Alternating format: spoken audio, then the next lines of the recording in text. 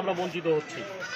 আর ঈদের সময় আসলে দেখা যায় যে বাসের যে টিকিটের যেভাবে একটা মনে করেন যে মানে যেভাবে লাগামহীন একটা রেট ধরা হয় যাওয়ার পরে এবং যাওয়ার আগে, এটা একদম মনে করেন যে আমাদের নাবিশ্বাস হতে যায়।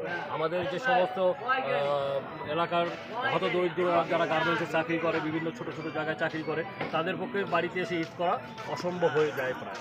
তাই আমাদের যদি সবার কথা চিন্তা করে ট্রেনটিকে চালু করা যায় তো ইনশাল্লাহ আমরাও লাভবান হব, পাশাপাশি রেল কর্তৃপক্ষ লাভবান হবে আমি মনে করি। আরেকটা প্রশ্ন হচ্ছে যে এই যে রেলের বিভাগীয় অফিস হচ্ছে লালমনিরহাট পশ্চিমাঞ্চলে, আচ্ছা রেলের বিভাগ হওয়ার পরও আমরা লালমনিরহাটবাসী যে এই রেল থেকে রেলের বিশেষ সুবিধা থেকে বঞ্চিত, এই বিষয়ে আপনার মন্তব্য কী? একটা বিভাগ হলে তো এখানে সুবিধা থাকার কথা, যেহেতু বিভাগ, রেলওয়ে বিভাগ লালমনিরহাট।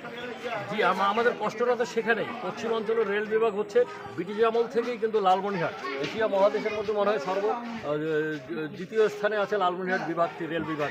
হ্যাঁ, সেটাই আমাদের কষ্ট যে আমরা এই লালমনিরহাট জেলায় বসবাস করাকালীন অবস্থায় আমরা সুযোগ সুবিধা থেকে বঞ্চিত হচ্ছি।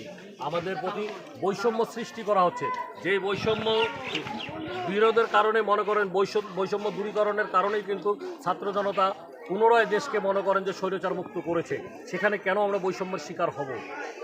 আর আপনি প্রথমেই যেটা বলেছেন যে এটা দলীয় ব্যানার কিনা, অবশ্যই এটা কোনো দলীয় ব্যানার না, কিন্তু আমাদেরকে দলদের সহযোগিতা করা উচিত। পাটগ্রামে যে সমস্ত রাজনৈতিক দল আছে আমি উদাত্ত আহ্বান জানাবো, আপনারা সবাই আমাদের সঙ্গে একত্রতা ঘোষণা করেন, আমাদের ব্যানারে আসুন।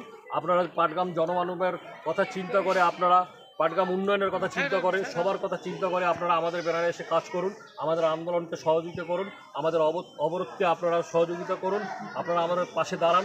আমার মতো আপনারাও মিডিয়া ভাইদেরকে কাভারেজ দিন, যেন আমাদের দাবিটি একদম সর্বশীর্ষ পর্যায়ে যেন পৌঁছায় যায়, যেন পাটগ্রামের গণমানুষের জন্য এই ট্রেনটি চালু হয়।